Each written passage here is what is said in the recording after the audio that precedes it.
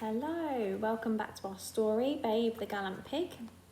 We've just found out that Farmer Hoggett has decided to enter his pig into a sheepdog herding competition. I wonder what everyone will say when he tries to use a pig instead of a dog. We shall see. The 2 weeks before the Grand Challenge trials were 2 weeks of concentrated activity. Apart from Mrs. Hoggett, who as usual was busy with household duties, everyone now knew what was going on. To begin with, Hoggett altered the practice course, cutting out all the frills like the plank bridge over the stream, and he built a new course as close as possible to what he thought they might face on the day. As soon as Fly saw this, she became convinced that what she had suspected was actually going to happen, and she told the sheep, with whom she was now on speaking terms. Every night, of course, she and Babe talked endlessly about the coming challenge before they settled to sleep. In the stables still, though the Hoggetts would have been perfectly happy for Babe to sleep in the house, so well-mannered was he.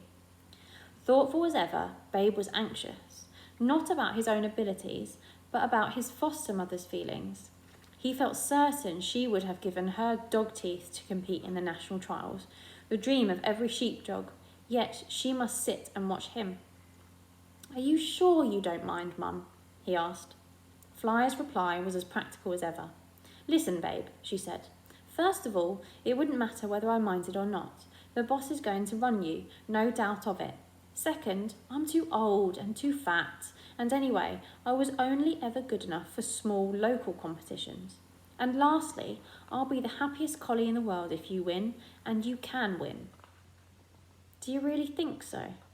"I'm sure of it," said Fly firmly. But all the same, she was anxious too, about one thing.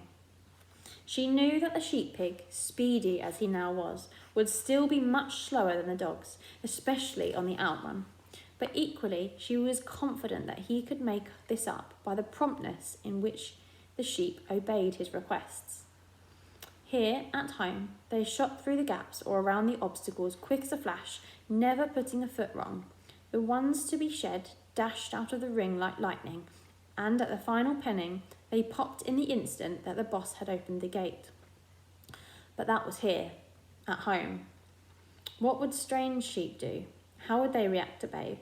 Would he be able to communicate with them in time, for there would be none to waste? She determined to ask the flock, and one evening when Babe and the boss were watching television, she trotted off up the hill. Since that first time when she had been forced to speak civilly to them, they no longer cried wolf at her, and now they gathered around attentively at her first words, that were carefully polite. "Good evening," said Fly. "I wonder if you would be kind enough to help me. I have a little problem." And she explained it, speaking slowly and carefully, for sheep are stupid, she said to herself. Nobody will ever persuade me otherwise. "You see what I mean?" she finished. There'll be these strange sheep, and I'm sure they'll do what he tells them, asks them, I mean, eventually. But it'll all take time, explaining things. The last creature they'll be expecting to see is a pig, and they might just bolt at the sight of him before he even gets a chance to speak to them. "Password," said several voices. "What do you mean?" Fly said. "Password, password, password," said many voices now, speaking slowly and carefully. "For wolves are stupid," they said to themselves. "Nobody will ever persuade us otherwise." "What our Babes got to do," said one, "is to learn what all of us learned when we were little lambs." "'Tis a saying, see," said another, "as lambs do learn at their mother's hocks, and whenever we do go to market or to another farm, we won't never come to any harm, so as long as we do say the password. And if our Babe says it, why then they won't ever run away."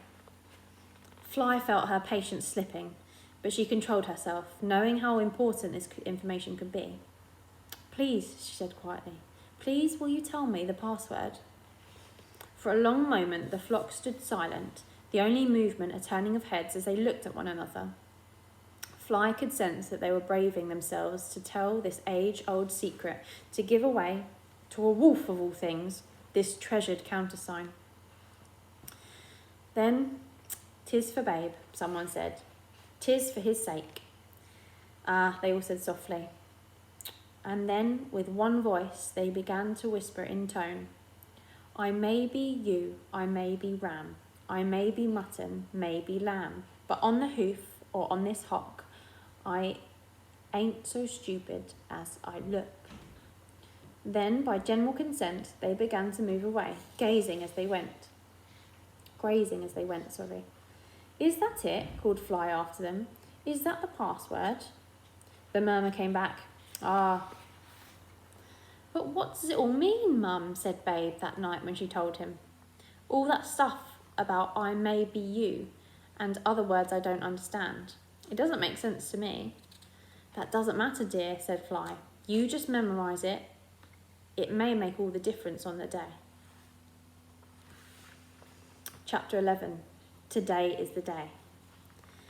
The day, when it dawned, was just that little bit too bright. On the opposite side of the valley, and houses and haystacks stood clearly out against the background in that three-dimensional way that means rain later. Farmer Hoggett came out and sniffed the air and looked around. Then he went inside again to fetch his waterproof clothing.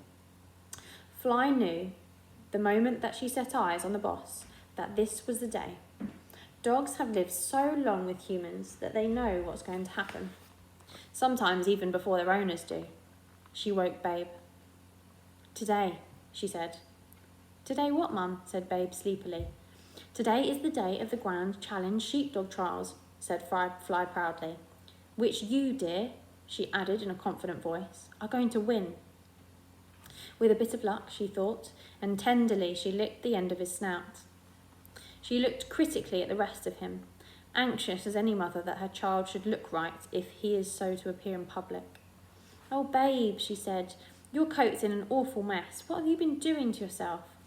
You look just as though you've been wallowing in the duck pond." "Yes."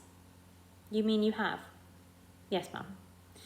Fly was on the point of saying that puppies don't do such things, when she remembered that he was, after all, a pig.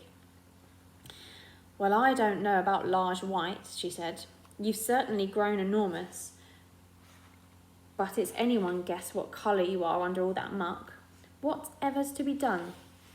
Immediately her question was answered. "Come, pig," said Hoggett's voice from the yard. And when they came out of the stables, there stood Farmer Hoggett with a hose pipe and scrubbing brush and pails of soapy water. Half an hour later, when a beautifully clean, shining Babe stood happily dripping while Farmer Hoggett brushed out the tassel of his tightly curled tail, it still looked like candy floss. Mrs. Hoggett stuck her head out the kitchen window. "Breakfast's ready," she called. "But what in the world are you doing with that pig? Taking him to a pig show or something? I thought you was going to drive up and watch the trials today. Anyone think you were going to enter him? Only he's not a sheepdog. He'd be a sheep pig, wouldn't he? Whoever thought of such a thing?